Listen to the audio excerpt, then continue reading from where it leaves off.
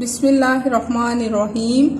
अस्सलाम वालेकुम प्यारे बच्चों, हम पढ़ेंगे सबक नंबर 9 गुल सनोबर की कहानी। हम पढ़ाई करेंगे सफ़ा नंबर 44 से। खातून ने सनोबर की बात सुनी तो उससे कहा, लड़की, हम तुम दोनों को खाना भी देंगे और कपड़े भी। हमारे यहाँ आराम से रहो और घर का कुछ काम काज कर दिया करो। खातून की इस बात पर सनोबर का चेहरा गुस्से से तमतमा उठा। तमतमा उठना, सुर्ख हो जाना, यानी धूप की गर्मी या बुखार के बायस मुंह या गाल सुर्ख हो जाना। वो समझी कि ये औरत हम दोनों को गुलाम बनाकर रखना चाहती है। बड़ी सख्ती से खातून से मुखातिब हुई और कहने लगी,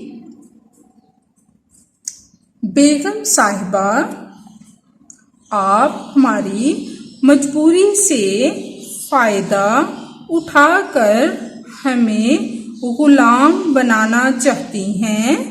गुलाम, नौकर। मुखातिब हुई, कोई बात कहने लगी। यहाँ पे सवाल पूछा गया है। देखिए, ये सवालिया निशान लगाया गया है।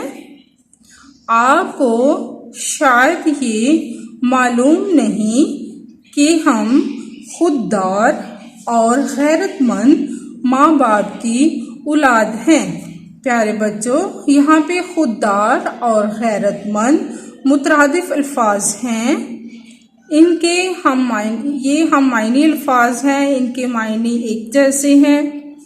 हम काम करने को ऐब नहीं जानते, मगर गुलाम बनकर रहना हमारी फितरत के खिलाफ है। ऐब, बुराई। दोनों बहन भाई फिर इस वीरान झोंपड़ी में आ गए। वीरान, सुनसान। सनोबर ने गुल को थपक थपक कर सुला दिया।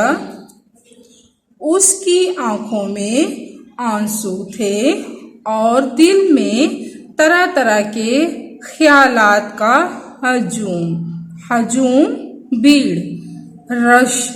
इस हालत में उसे ना जाने कब नींद आ गई। बहुत देर में आँख खुली तो देखा कि गुल, जिसे वो अपनी आगोश में लेकर लेटी थी, वहाँ नहीं है। आगोश, गोद। हुआ यूं कि गुल बहन से चिमट कर सो गया था, मगर सख्त प्यास की वजह से जल्द ही उसकी आँख खुल गई और वो पानी की तलाश में झोंपड़ी से बाहर निकल गया। आँख खुल गई, बेदार हो गया, जाग गया। घूमता फिरता इस हवेली के पास पहुंच गया जहां से कुछ देर पहले वो और सनोबर वापस आए थे।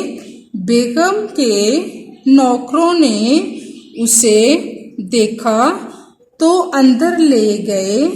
बेगम के दिल में सनोबर की बातें तीर की तरह लगी थी।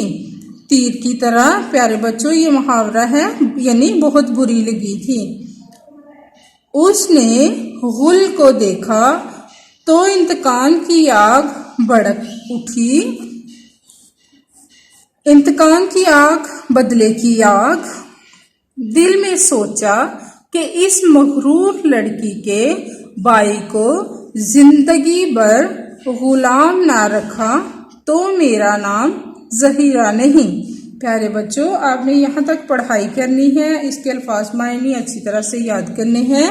अब हम अल्फाज मायने पढ़ते हैं। देखिए, तमतमा उठना, चमक, धूप की गर्मी या बुखार के बायस मुंह या गाल सुर्ख हो जाना, खुददार, गैरतमंद, ऐब, बुराई, हजूम, भीड़, आगोश, गोद।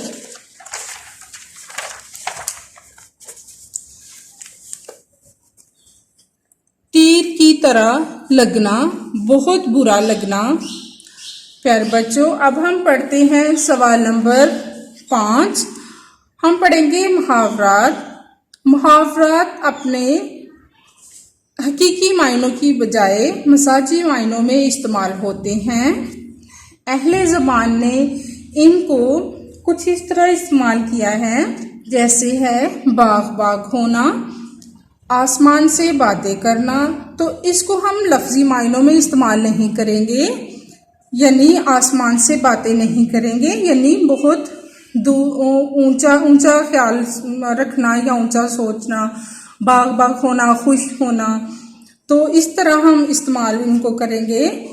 मुहावरात मायने जुमले, साया मुंडलाना, खौफ तारी रहना, मोहसिनपुर के लोगों पर हर वक्त मौत का साया मुंडलाता था। खू का आलम होना, अजाड़ की हालत होना, बस्ती में हर वक्त खू का आलम छाया हुआ था। तान लगाना, सुरों को खूबसूरती से अदा करना। बलूच मौत के खौफ को बुलाने के लिए तान लगाते। आदमजाद इंसान, बस्ती में दूर दूर तक कोई आदमजाद ना था।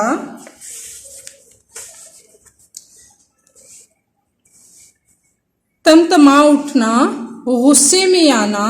सनोबर ज़हीरा की बात सुनकर तमतमा उठी, खौफ ज़दा, डरे हुए। दोनों मासूम बच्चे बहुत डरे हुए थे। मारगुज़ीदा सांप का डसा हुआ, ज़हीरा का बेटा मारगुज़ीदा हालत में था। इंतकाम की आग भड़कना, बदला लेने के लिए तैश में आना। सनोबर के दिल में इंतकाम की आग भड़क रही थी। तीर की तरह लगना, बहुत डर लगना, बहुत बुरा लगना।